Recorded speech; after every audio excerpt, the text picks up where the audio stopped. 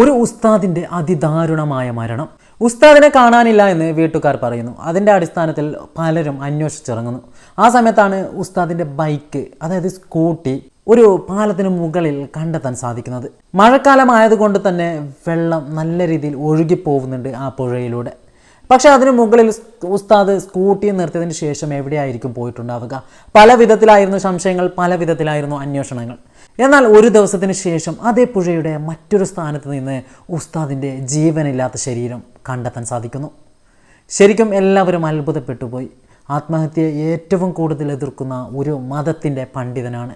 പക്ഷെ എന്നിട്ടും ഉസ്താദ് എന്തുകൊണ്ടായിരിക്കും അങ്ങനെ ചെയ്തിട്ടുണ്ടാവുക? തീർച്ചയാണ് അതൊരു ആത്മഹത്യയായിട്ട് തന്നെയാണ് പലപ്പോഴും നിഗമനത്തിലെത്തിയത്. എന്നാൽ അങ്ങനെ ചെയ്യാൻ എന്തായിരിക്കും കാരണം? അതിൻ്റെ അടിസ്ഥാനത്തിൽ ഉസ്താദിൻ്റെ ബാക്ക്ഗ്രൗണ്ട് അന്വേഷിക്കുന്നു. ആ സമയത്താണ് ഉസ്താദിന് ഒരുപാട് സാമ്പത്തിക ബാധ്യത ഉണ്ടായിരുന്നു എന്നുള്ള കാര്യം മനസ്സിലാക്കാൻ സാധിക്കുന്നത്. ശരിക്കും ആ സാമ്പത്തിക ബാധ്യത ചെറിയ രീതിയിലൊന്നും ആയിരുന്നില്ല. ബാങ്ക് ലോണായിട്ടും ആളുകളിൽ നിന്നും വായ്പ എടുത്തതായിട്ടും പല രീതിയിലായിരുന്നു. അതോടൊപ്പം തന്നെ അദ്ദേഹത്തിന് ജോലി ഉണ്ടായിരുന്നില്ല. പല മദ്രസകളിലും പല പള്ളികളിലും ജോലി അന്വേഷിച്ച് നടന്നു.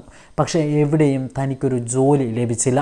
അതിന് പല വിധത്തിലും തൻ്റേതല്ലാത്ത കാരണങ്ങളുണ്ടായിരുന്നു.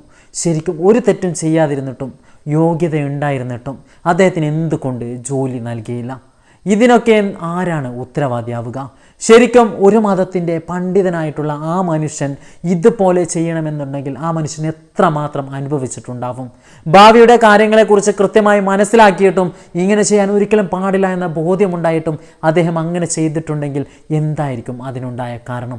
അത്രമാത്രം ആ മനുഷ്യൻ വേദനിച്ചിട്ടുണ്ടാവും. ആ മനുഷ്യൻ അത്രമാത്രം ഉള്ളുരുകി കരഞ്ഞിട്ടുണ്ടാവും എന്നുള്ളതാണ്.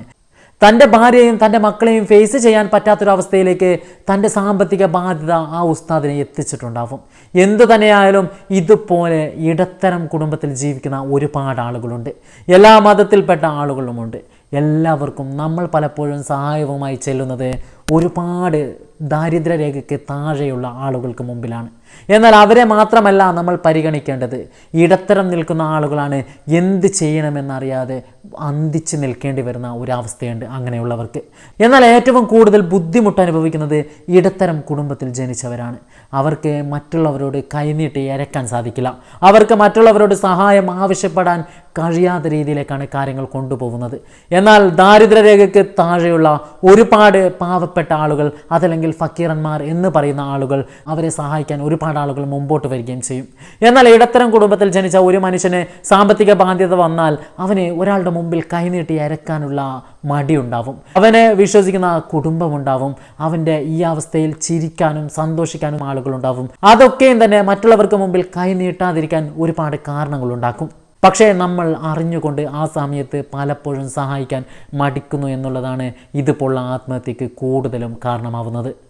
ശരിക്കും കൃത്യമായി കണക്കുകൾ പരിശോധിച്ചാൽ നമുക്ക് മനസ്സിലാക്കാൻ സാധിക്കുന്നത് സാമ്പത്തിക ബാധ്യതയുടെ പേരിൽ ഇതുവരെ ആത്മഹത്യ ചെയ്തതിൽ 90% മിഡിൽ ക്ലാസ് ഫാമിലിയാണ്. അതായത് അവർക്ക് മറ്റുള്ളവരുടെ മുമ്പിൽ കൈനീട്ടി യാചിക്കാൻ സാധിക്കുന്നില്ല. അവർക്ക് അറിഞ്ഞുകൊണ്ട് സഹായിക്കാൻ മറ്റാരും തന്നെ മുന്നിലോട്ട് വരുന്നില്ല. ശരിക്കും സാമ്പത്തികമായി ബാധ്യത ഉണ്ടാവുന്നു. ജോലിയില്ലാതെയോ രോഗം കാരണമോ മറ്റെന്ത് തന്നെ പ്രശ്നങ്ങൾ കാരണം സാമ്പത്തികമായി ഒരുപാട് ബുദ്ധിമുട്ടിലേക്ക് കുപ്പുകുത്തുന്നു. ആ സാഹചര്യത്തിൽ തൻ്റെ മാനം, തൻ്റെ കുടുംബത്തിൻ്റെ മാനം എല്ലാം നഷ്ടപ്പെടും. ആളുകളുടെ മുമ്പിൽ ഞാൻ ഒന്നുമല്ലാതാവുന്നു എന്ന് മനസ്സിലായാൽ ഇവർ തിരഞ്ഞെടുക്കുന്ന ഏക മാർഗം അതാണ് ശരിക്കും പറഞ്ഞാൽ ഈ ആത്മഹത്യ. എന്തു തന്നെയായാലും നമ്മൾ സഹായിക്കാൻ തയ്യാറാവണം. മറ്റുള്ളവരുടെ അവസ്ഥ മനസ്സിലാക്കി അവരെ ഏത് വിധേനയും സഹായിക്കാനും അവർക്ക് എന്ത് തന്നെ നമ്മളെ കൊണ്ട് സാധിക്കുന്ന ഹെൽപ്പ് ചെയ്യാനും തീർച്ചയായിട്ടും നമ്മൾ തയ്യാറായേ മതിയാവൂ. നമ്മുടെ കൈവശം ഒരുപാട് പണമുണ്ടെങ്കിൽ തീർച്ചയായിട്ടും നമ്മൾ ഈ സമ്പത്തിൻ്റെ പേരിൽ ഇതുപോലെ ബുദ്ധിമുട്ടുന്ന, സ്വന്തം ജീവൻ തന്നെ എടുക്കേണ്ട അവസ്ഥ വരുന്ന ആളുകളെ തീർച്ചയായിട്ടും തെരഞ്ഞു പിടിച്ച് സഹായിക്കാൻ നമ്മൾ തയ്യാറായേ മതിയാവൂ.